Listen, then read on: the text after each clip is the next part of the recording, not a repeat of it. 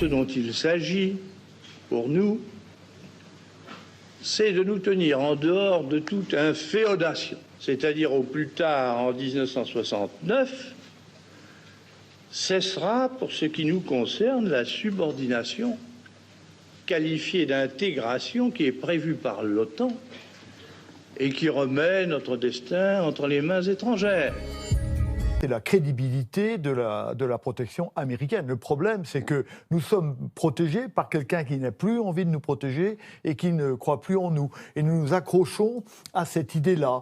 Il faut se rappeler que cette histoire de perte de non-crédibilité, de non-consultation, est une vieille histoire qui a amené aux relations difficiles du général de Gaulle avec l'OTAN.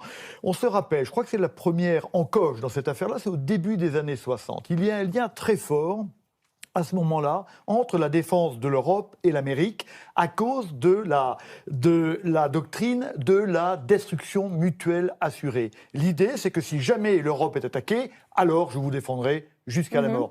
Et puis, sans que nous ayons été consultés, nous, les Alliés, on va glisser entre 60 et 65 vers la doctrine de la riposte graduée, qui, au fond, est un véritable découplage de la défense de l'Europe et des États-Unis. Et destruction mutuelle, la MAD, assurée, c'était si jamais vous attaquez, eh bien nous, on tire nucléaire, on est avec l'Europe, etc.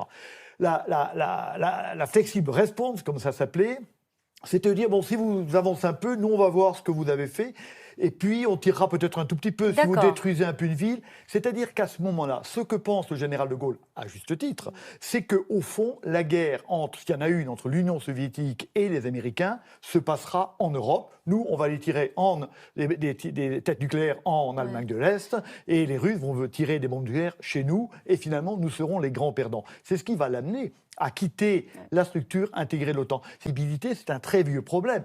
Et Dieu sait que De Gaulle avait été payé pendant la guerre pour comprendre ce manque de crédibilité des Américains, puisqu'il avait été tenu à l'écart, au fond, de toutes les grandes décisions stratégiques. Ensuite, on n'a pas voulu le voir, mais c'est toujours vrai.